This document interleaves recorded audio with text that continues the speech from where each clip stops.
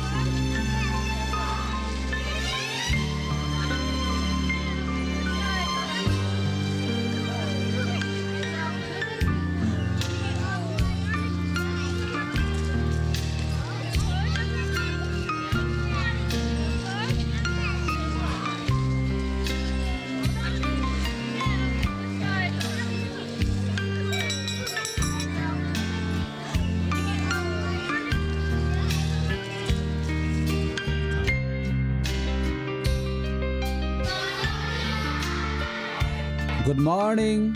बैठो। और इतना चोर चढ़ावा क्यों चल रहा था? ठीक है, तो आज हम क्या पढ़ेंगे? बहुत ही बढ़िया। तो सब अपनी अपनी पुस्तकें निकालो। पुराने जमाने की बात है।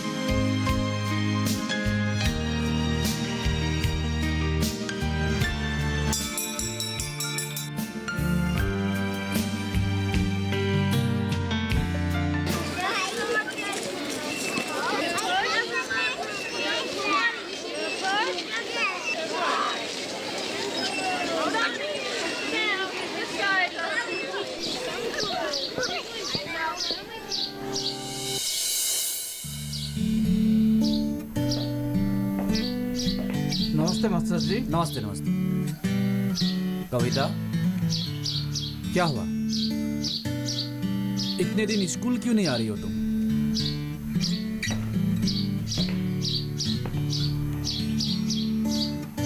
क्या हुआ? मास्टर जी, कविता अब और स्कूल नहीं आएगी। जितना पढ़ना था पढ़ लिया बस। क्या? ये अब क्या कह रहे हो? मैं सच कह रहा हूँ, कविता को और स्कूल नहीं भेजूंगा। रतन जी, कविता पढ़ाई नहीं करेगी तो क्या करेगी? कविता घर पे ही रहेगी और माँ के साथ कामकाज में हाथ बटाएगी। आपको ये बात कहते हुए शर्म नहीं आई? अरे भगवान का शुक्र कीजिए कि आपको कविता जैसी होनहार और काबिल बेटी मिली। कविता अपनी कक्षा की सबसे अच्छी छात्री है। हर विषय में कविता सबसे आगे रहती है। और आप ऐसी बेटी की बाप होकर उसकी पढ़ाई छुड़वाना चाहते हो?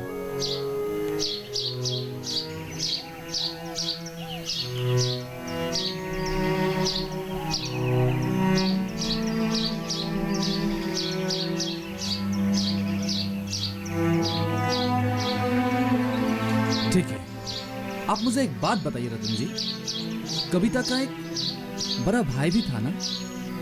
उसकी पढ़ाई आपने क्यों छुड़वा दी? वो तो लड़का था ना? मास्टर जी, मेरा बेटा चेन्नई में एक कंपनी में सपड़ा जी का नौकरी करते हैं, इसीलिए ताऊ जी का साथ चला गया।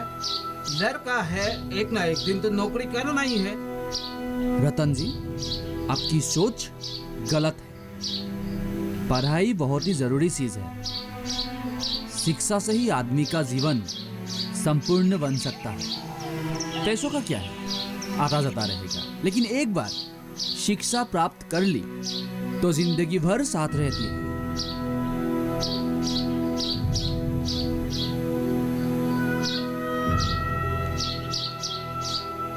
मान लिया कि आप अपने बेटे को काम में लगवाने के लिए उसकी पढ़ाई छुड़वा दी, लेकिन आप इसकी पढ़ाई क्यों छुड़वाना चाहते हो? लड़की आप पढ़ेगी तभी तो देश आगे बढ़ेगा। ठीक है रतन जी, कविता की एक दिन शादी होगी, उसके बच्चे होंगे, तब ये अपने बच्चों को क्या शिक्षा देगी? आपको मेरी बात कुछ समझ में आ रही है ना? लेकिन मास्टर जी, लेकिन वेकिन कुछ नहीं। आप कविता की पढ़ाई नहीं छुड़वा सकते। आपको एक बात बताता हूँ, आप तो खुद अनपढ़ हो, पढ़ लिख नहीं सकते। कम से कम अपने बच्चों को तो साक्षर बनाओ। अगर आपके पास कोई सरकारी चिट्ठी आएगी तो कौन पढ़ेगा? सरकारी काम, बैंक के काम कौन करेगा? कविता है ना, यही करेगी। कभी भी कोई सरकारी चिट्ठी आने से यही पढ़कर सुनाएगी। किसी का इंतजार करना आपको नहीं पड़ेगा। और मैं तो कहता हूँ रतन जी, आप भी घर में कविता से पढ़ना लिखना सीख लीजिए। और आप अपने बेटे को भी चेन्नई से यहाँ बुला लीजिए, उसे भी पढ़ाइए। कुछ पढ़ेगा तभी तो आगे बढ़ेगा। कम से कम उसे चपरासी की नौकरी तो नहीं करनी पड़ेगी। कुछ समझ में आ रहा है ना आपको? मास्टर जी, आपने तो मेरा आंखें खोल दी। अब पता चला मैं कितना गलत था। अब कविता को मैं अच्छी तरह पढ़ाऊंगा और खुद भी इसे सीखूंगा। अरे वाह, ये तो बहुत ही अच्छी बात है। और रतन जी, आप अपने बेटे को चेन्नई से यहाँ बुला लीजिए। जी ठीक है। और कविता, तुम कल स्कूल आ रही हो ना? नहीं ठीक है ठीक है।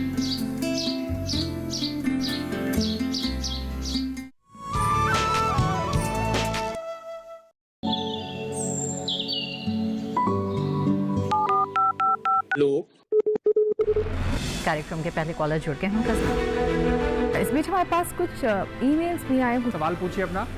में जो मकान पैदा करेगी, इनमें कौन सी सावधानी बरतनी है? गर्म इलाकों के लिए आप HRM 99 इनसे आप कुछ फल ले सकते हैं। जैस्मीन के पेड़ पे जैस्मिन, फल निहार।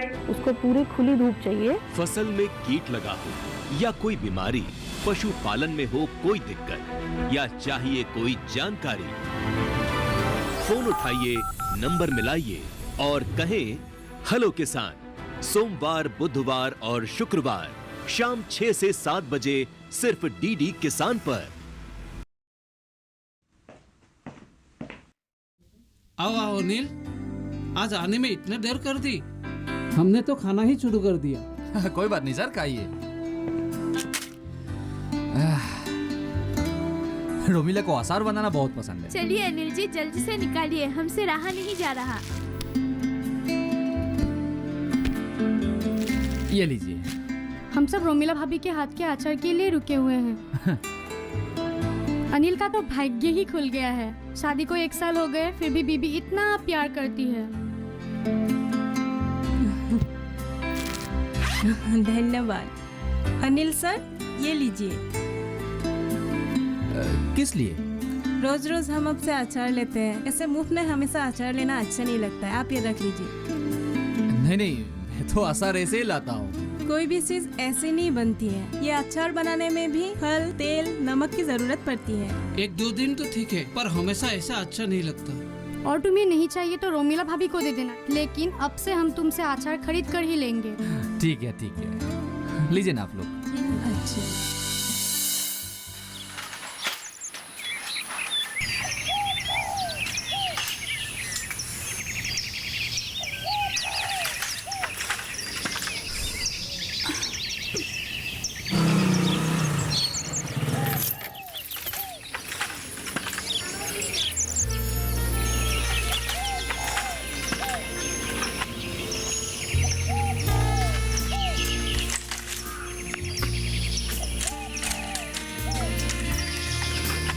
जो मिला।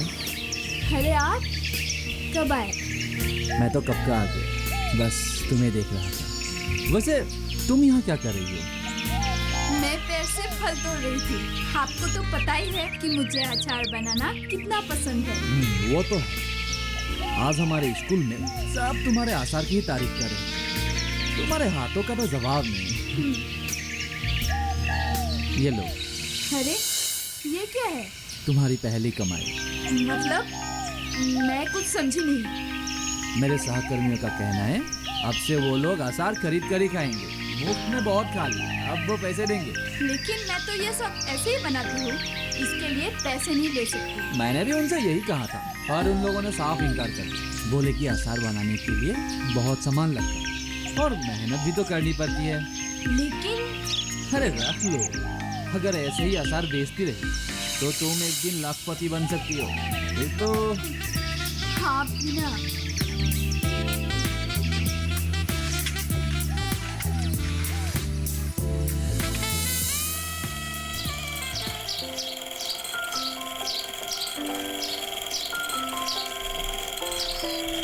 जी। अरे नारायण, अरे बेटी, ठीक हो? हाँ, सदा सुखी रहो भाई। चाय। ऐसे गुवाहाटी का हलचल कैसा है? गुवाहाटी का तो शान ही अलग है ताऊ जी। क्या बताऊं ताऊ जी, सुंदर रास्ते, बड़े बड़े मकाने, शॉपिंग मॉल, वाह। बैठिए बैठिए। बैठो। लेकिन भीड़ भाड़ बहुत है। हाँ, बहुत सुने हैं। बैठो बैठो। कभी कभी रास्ते में चलना ही मुश्किल हो जाता है। इसीलिए तो हम गांव में रहते। यहाँ के स्वास्थ्य, वातावरण में स्वास्थ्य अच्छा रहते हैं और मन भी। लेकिन गांव में एक चीज की कमी है। क्या? आमदनी कमाने का जरिया। अगर गांव में खेती बाड़ी ना होता तो रहना ही मुश्किल है। लीजिए। हाँ नारायण, चाय। अरे रोमिला, ये सब चीजों की क्या जरूरत है? हम तो बस निकलने वाले थे। अरे इतने दिनों बाद घर आए हो, बिना चाय पे जाने नहीं देंगे। रोमिला, मैंने सुना है कि तुम अचार बहुत अच्छा बनाती हो। ले जाने के लिए है क्या? जी, तो मेरे लिए थोड़ा पैक कर दो, मैं गुवाहाटी ले जाऊंगी। मोरोमी, कैसी हो तुम? इसके बारे में सोच सोच के मैं परेशान हो गई। पता नहीं इसका क्या होगा। बचपन से बोल नहीं सकती, इसीलिए स्कूल भी भेज नहीं पाई। और अभी तो शादी का उम्र भी हो गई। पर कौन करेगा इसे शादी? इसका नसीब में क्या लिखा है पता नहीं।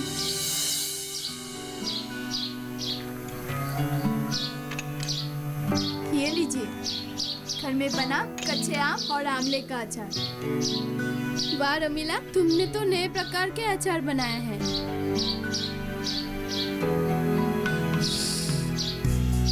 वाह ताई जी, रोमिला के हाथ में तो जादू है। भैया, भाभी, नमस्ते। अरे अनिल, कैसे हो? ठीक हो। और आप कैसे हो? ठीक हूँ। अनिल, तुम्हें तो सरकारी नौकरी के साथ साथ आचार की भी व्यवसाय करना चाहिए। अरे घर में इतनी अच्छी अचार बनाने वाली है, तुम बस पैक करो और बेचो। अरे क्या कह रहे हो? अचार भी कोई बेचते हैं? अरे रमीला को तो अचार बनाना एक शौक है, इसीलिए तो हमारे लिए बनाते हैं। अरे हम भला इसको बेचेंगे? अरे तो दुनिया कहाँ से कहाँ पहुँच गई और आप अभी भी वही पुरानी सोच को लिए लेते हैं। पता है, आजकल हर चीज बिकती है। अरे गुवाहाटी में तो अचार बेचने की बड़ी बड़ी दुकानें हैं। अब देखिए, हर कोई तो अचार बना नहीं सकता ना। बस आप अचार के बारे में बात करना जरूरी नहीं है। जो काम करना ही नहीं है, इसके लिए हम भला सोचेंगे। फिर भी ताऊ जी, नई बात जानने में हर्ज ही क्या है? हाँ रमीला, ये रख लो, ये तुम्हारे अचार के लिए। अरे पैसा देने की क्या जरूरत है? रमीला तो ताई जी, रमीला की मेहनत बेकार नहीं जानी चाहिए। इससे उसको आत्मविश्वास मिलेगी। कल्याण जी, अनिल जी, हाँ ये बोलिए। देखिए,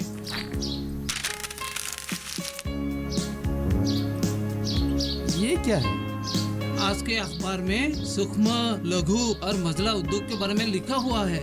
इसके आगे में एमएसएमई नाम का एक सरकारी संस्था भी जुड़ा हुआ है। इसके अंतर्गत पुरुष और महिलाओं को व्यवसाय के लिए प्रशिक्षण दिया जाता है और साथ साथ व्यवसाय करने के लिए सरकारी ऋण भी उपलब्ध है।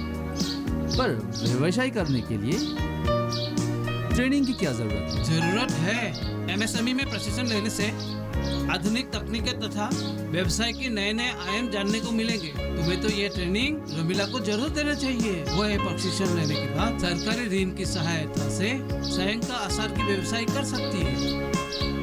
तो फिर मैं एमएसएमई जरूर जाऊंगा और रोमिला का नाम ट्रेनिंग के लिए दर्ज कराऊंगा। कल्याण जी, आसार बनाने की व्यवसाय सीखने के अलावा और हम वहाँ क्या क्या सीख सकते हैं? इसके जानकारी तुम्हें एमएसएमई के ऑफिस में मिल जाएंगी। तुम्हारी रोमिला में हुनर है, इसलिए तुम्हें रोमिला को एमएसएमई के ऑफिस में ले जाना चाहिए। कल्याण जी, जानकारी देने के लिए बहुत बहुत धन्यवाद। ठीक है, चलता हूँ।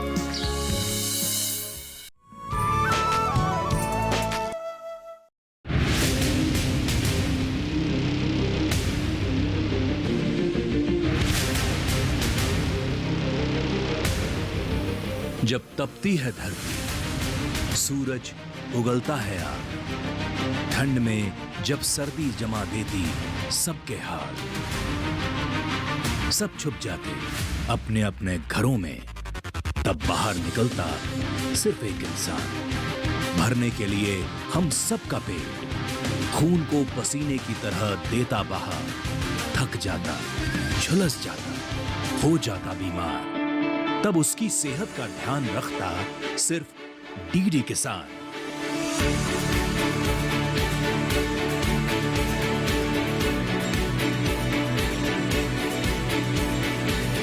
देखिए स्वस्थ किसान शनिवार शाम 6 बजे लाइव, सिर्फ दूरदर्शन किसान चैनल पर।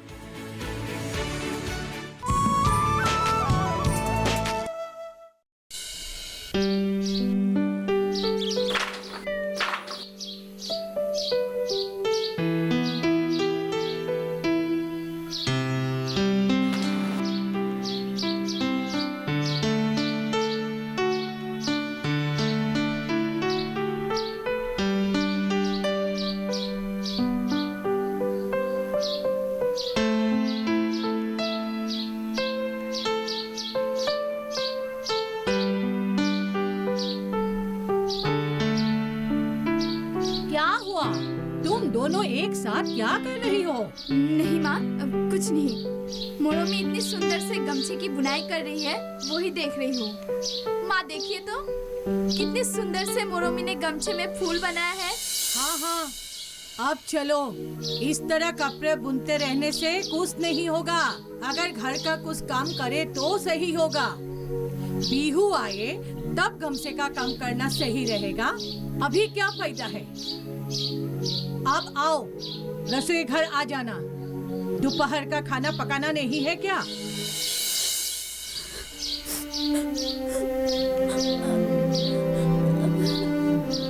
हे मोरोमी, रो मत। तुम्हारी हाथ की बुनाई बहुत सुंदर है और माँ ने तुम्हारी तारीफ नहीं की, इसका मतलब ये तो नहीं कि तुम्हें कुछ नहीं आता। तुझ में बहुत गुण है और एक दिन देखना, तुम्हारी इस गुण के वजह से माँ सबके सामने तुम्हारी तारीफ करेगी।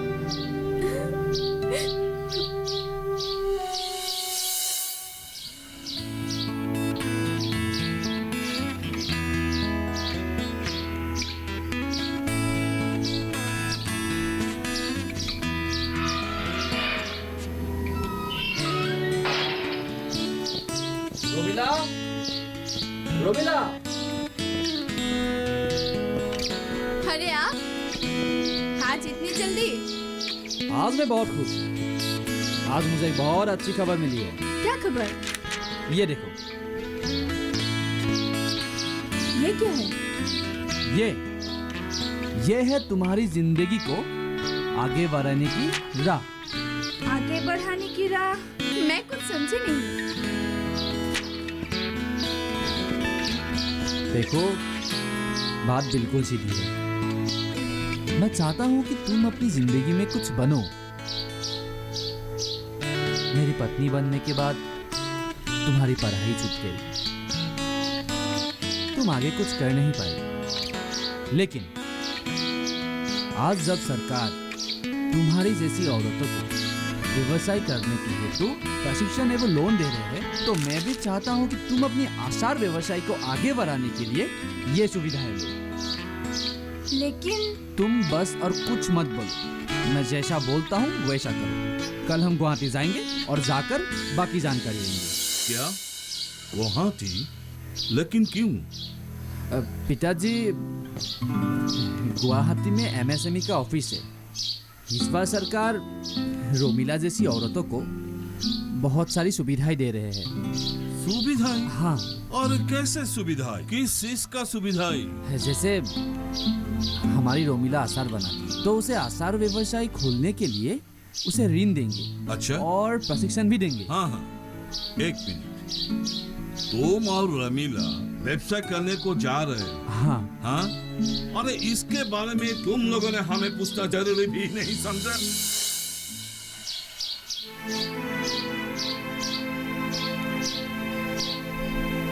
रोमिला, ये सब क्या हो रहा है? माँ, बात ऐसी नहीं है। सरकार की इस योजना के बारे में मुझे आज ही पता चला। भला आचार बेचने के लिए भी प्रशिक्षण लिया जाता है क्या? हमने तो कभी नहीं सुना है। माँ, जमाना बदल गया है, अब पहले जैसा नहीं रहा। अब हर कोई व्यवसाय कर सकता है। अगर वो व्यवसाय करने के हेतु उचित प्रशिक्षण ले तो उसे जरूर सफलता मिलेगी। और मैं चाहता हूँ कि रोमिला भी अपनी आचार की व्यवसाय को जल्द से जल्द शुरू करे। जो करना है करो, पर इन सब चीजों के लिए मैं तुम्हें कभी आशीर्वाद नहीं दूंगी। माँ! पिताजी, घर की बहू घर के अंदर ही रहे तो अच्छा है। ऐसे बहुओं को बाहर जाकर काम करना मुझे सही नहीं लगता है। चाहे तुम कुछ भी करो।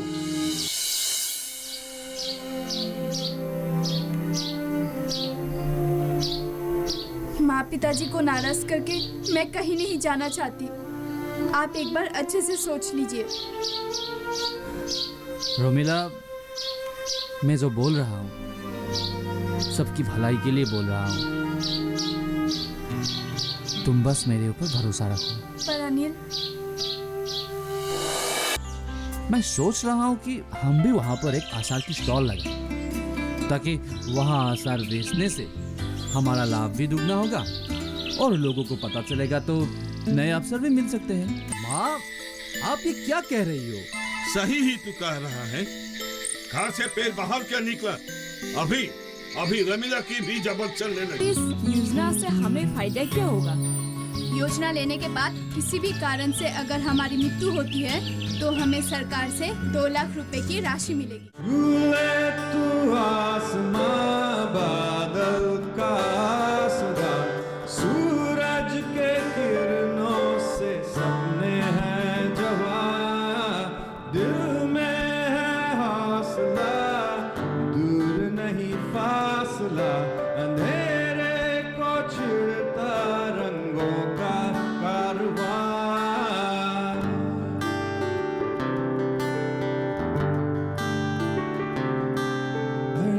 चल ले चल, अब डर किस बात का?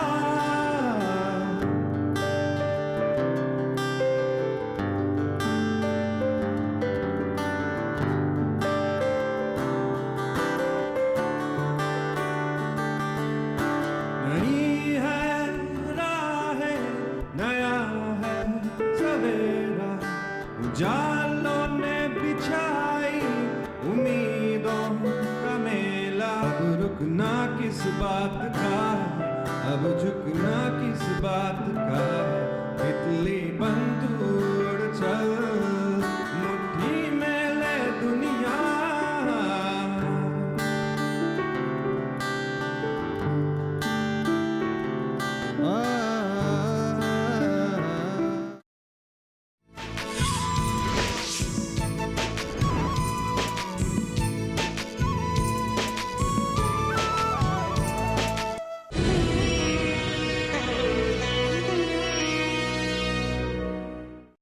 हिम्मत, साहस और शौर्य का दूसरा